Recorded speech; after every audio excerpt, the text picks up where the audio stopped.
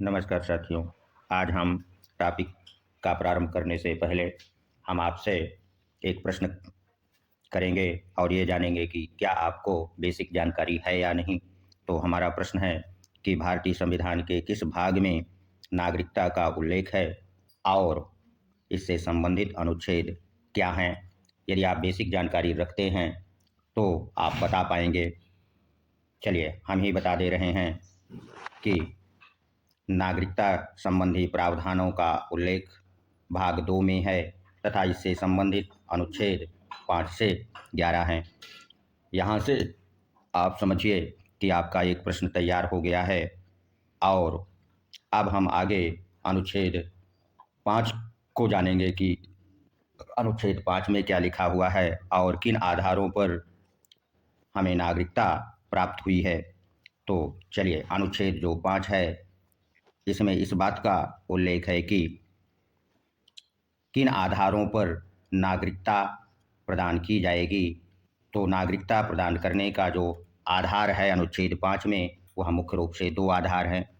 पहला जन्म के आधार पर और दूसरा निवास के आधार पर नागरिकता प्रदान करने का उल्लेख है। तो जन्म के आधार पर जो नागरिकता प्रदान की गई है अनुच्छेद में, अनुच्छेद 5 में, वह दो आधार हैं। वो कौन कौन से? पहला, ऐसा व्यक्ति जो अविभाजित भारत में जन्मा हो वह भारत का नागरिक होगा। और दूसरा आधार जन्म के आधार पर कही गई कि ऐसे व्यक्ति जिसके माता पिता में से किसी एक का जन्म अविभाजित भारत में हुआ हो वह भारत का नागरिक होगा। अर्थात जन्म के आधार पर दो तरह से हमको नागरिकता मिल सकती है। या तो हमारा जन्म अविभाजित भारत में हुआ हो या हमारे माता पिता में से किसी एक का जन्म अविभाजित भारत में हुआ हो। और दूसरा आधार जो निवास का आधार है, इस आधार पर कैसे नागरिकता मिली है। तो ऐसे व्यक्ति जो 1945 के पहले से भारत में रह रहे हैं वो भारत के नागरिक होंगे। मुझे पूर्ण विश्वास है कि आप लोगों ने अनुच्छेद 5 को समझ लिया होगा, जिसमें जन्म और निवास के आधार पर नागरिकता प्रदान की गई है, और उन आधारों को भी समझ लिया होगा। यहाँ से कोई प्रश्न यदि टीजीटी पीजीटी असिस्टेंट प्रोफेसर परीक्षा में बनता है तो अवश्य करके आएंगे। आप लोगों को हम एक बात अवश्य बता दें कि यदि आप चाहते हैं, सोचते हैं कि हम रट करके अब टीजीटी पीजीटी व कोई परीक्षा पास कर लें, तो असंभव है, क्योंकि अब प्रतियोगिता इतनी कठिन हो गई है कि आपको रटे रटाए प्रश्नों से काम नहीं चलेगा। अब आपको टॉपिक को गहराई से समझना होगा और हम पूरा प्रयास करेंगे कि किसी भी अनुच्छेद में जो लिखित बातें हैं उसको गहराई से आपको बताएं ताकि आपकी परीक्षा की तैयारी बेहतर हो सके। तो चलिए अब अनुच्छेद 6 को समझते हैं कि इसमें क्या लिखा हुआ है।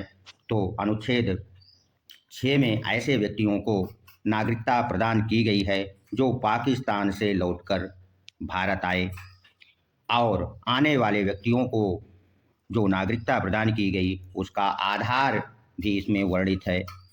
तो किन आधारों पर जो व्यक्ति पाकिस्तान से भारत वापस आए हैं उन्हें नागरिकता प्रदान की गई है हमारे संविधान के अनुच्छेद 6 में, उसको आप जान लीजिए। यहाँ से प्रश्न बन सकता है। तो पहला आधार, ऐसे व्यक्ति जिसके माता पिता दादा दादी या नाना नानी में से कोई अविभाजित भारत में जन्मा था, अगर वह पाकिस्तान से भारत वापस आता है तो वह उसे भारत की नागरिकता प्रदान कर दी जाएगी। दूसरा आधार ऐसा दूसरे आधार में ये लिखा है कि ऐसे व्यक्ति जो 19 जुलाई 1948 से पहले भारत आया हो वह भारत का नागरिक होगा। अर्थात 19 जुलाई 1948 डेट क्यों लिखी गई? क्योंकि 15 अगस्त 1947 को हमारा देश आज़ाद हुआ और संविधान निर्माताओं ने 1 वर्ष का लगभग समय दिया कि ऐसे व्यक्ति जो 19 जुलाई 1948 के पहले भारत आ जाएंगे तो उन्हें हम नागरिकता प्रदान कर देंगे। अब प्रश्न उठता है कि ऐसे व्यक्ति जो 19 जुलाई 1948 के पहले नहीं आए थे बल्कि बाद में आए हैं, उन्हें क्या नागरिकता प्रदान करने का उल्लेख अनुच्छेद 6 में है? जी हाँ, है। उन आधार 3 में लिखा है कि ऐसे व्यक्ति जो 19 जुलाई 1948 के बाद भारत आए हैं, उन्हें भारत में 6 माह निवास करने के बाद ही नागरिकता प्राप्त करने के लिए जब वो आवेदन करेंगे तभी उनको नागरिकता प्रदान की जाएगी। चलिए अब हम अनुच्छेद 7 को भी समझते हैं कि इसमें क्या लिखा है। तो अनुच्छेद 7 में यह प्रावधान है कि भारत से पाकिस्तान जाने वाले लोगों के नागरिकता के संदर्भ में वर्णन है। अब आप समझ गए होंगे कि भारत अनुच्छेद 6 पाकिस्तान से भारत आने वाले लोगों की नागरिकता कैसे प्रदान की जाएगी उसका वर्णन है। हो सकता है कि ऐसे व्यक्ति जो भारत से पाकिस्तान चले गए थे उनको नागरिकता कैसे दी जाएगी इसका उल्लेख अनुच्छेद 7 में है और इसका आधार क्या है वो भी आप जान लीजिए। इसके 2 आधार हैं। पहला 1 मार्च 1947 से पहले यदि व्यक्ति पाकिस्तान चला गया था किंतु 19 जुलाई 1948 तक भारत वापस आ गया तो वह भारत का नागरिक समझा जाएगा, उसे किसी प्रकार के आवेदन देने की आवश्यकता नहीं है।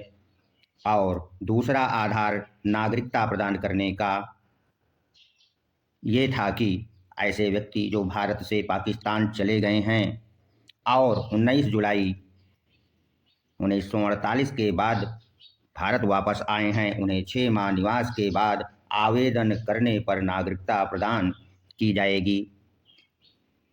हमारे संविधान निर्माताओं की दूरदर्शिता को देखिए। उन्होंने भारत के ऐसे लोगों के लिए नागरिकता का प्रावधान अनुच्छेद 7 में कर दिया। अर्थात सुबह का भूला यदि शाम को लौट आया तो उसे भूला नहीं कहते की कहावत यहाँ चरितार्थ होती है। अर्थात जो भारत से किन्हीं कारणों से चला गया था और बाद में वापस आ गया, उन्हें नागरिकता देने का प्रावधान हमारे संविधान के अनुच्छेद 7 में है। यही कारण है कि हमारा जो संविधान है विश्व का अनोखा संविधान है। तो अब हम अनुच्छेद 8 को भी समझेंगे कि इसमें क्या लिखा हुआ है। तो अनुच्छेद 8 विदेश में, यहाँ थोड़ा सा लिपिकीय त्रुटि है, विदेश में रहने वाले भारतीय मूल के व्यक्तियों को नागरिकता प्रदान करने के संदर्भ में उल्लेख है। यानी कि जो भारतीय मूल के व्यक्ति विदेशों में रह रहे हैं उन्हें नागरिकता कैसे प्रदान की जाएगी, अनुच्छेद 8 में इसका वर्णन है। ये बहुत महत्वपूर्ण टॉपिक है, इसे आप नोट कर लीजिए। नागरिकता का क्या आधार है, चलिए उसको जान लेते हैं। यदि व्यक्ति के माता पिता, दादा दादी, नानी में से कोई व्यक्ति भारत शासन अधिनियम 1935 में परिभाषित भारत में जन्मा था, अर्थात भारत का 1935 में जो एरिया था अगर उसने जन्म लिया है तो वह व्यक्ति नागरिक के रूप में पंजीकरण का आवेदन यदि करता है तो उसे भारत की नागरिकता प्रदान की जा सकती है। यानी भारतीय मूल के व्यक्ति जो हैं अगर वो भारत में की नागरिकता चाहते हैं तो उन्हें ये शर्त लगा दी गई कि यदि उस व्यक्ति के माता पिता, दादा दादी या नाना नानी में से कोई भारत शासन अधिनियम 1935 के अधीन परिभाषित भारत के क्षेत्र में जन्मा है तो ऐसा व्यक्ति आवेदन करके भारत में भारत का नागरिक बन सकता है। अब हम लोग अनुच्छेद 9 को जानेंगे कि क्या लिखा हुआ है। अनुच्छेद 9 भी बहुत महत्वपूर्ण है कि नागरिकता की समाप्ति कैसे हो सकती है, अर्थात नागरिकता समाप्त करने का जो आधार दिया गया है वो अनुच्छेद 9 है। यहाँ से बहुत बार परीक्षा में पूछा जाता है, इसलिए इसको आप लोग अवश्य तैयार कर लीजिए। तो चलिए जान लेते हैं कि नागरिकता समाप्त करने का जो आधार अनुच्छेद 9 में दिया गया वो कौन कौन से आधार हैं। पहला आधार ये है कि अन्य देश की नागरिकता यदि कोई व्यक्ति स्वीकार कर लेता है तो उसकी नागरिकता समाप्त हो जाएगी।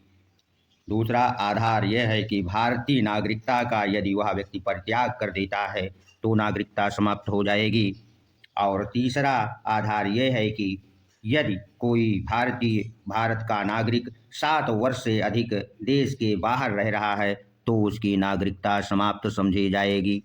और चौथा आधार ये है कि यदि भारत की कोई महिला किसी विदेशी या पुरुष से विवाह कर ले तो विवाह के उपरांत उसकी भारत की नागरिकता समाप्त हो जाएगी। आशा करते हैं कि अनुच्छेद 9 को आप लोगों ने भली भांति समझ लिया होगा। बहुत बार यहाँ से प्रश्न पूछा गया है। चलिए अब हम लोग 10 और 11 को भी जान लें। अनुच्छेद 10 में क्या लिखा है नागरिकता के संदर्भ में। तो अनुच्छेद 10 बहुत महत्वपूर्ण है। इसमें लिखा है कि नागरिकता प्राप्त व्यक्ति को संसद कानून बनाकर उसकी नागरिकता समाप्त नहीं कर सकती। यानी हमारी संसद को ये अब अधिकार नहीं रह गया है। अनुच्छेद 10 कहता है कि यदि कोई किसी व्यक्ति को नागरिकता मिली हुई है तो संसद कानून बनाकर उससे नागरिकता छीन नहीं सकती है। चलिए अब हम लोग आखिरी अनुच्छेद 11 को समझ लेते हैं। 2021 में यहाँ से टीजीटी परीक्षा में प्रश्न पूछा भी जा चुका है। अनुच्छेद 11 में क्या वर्णित है?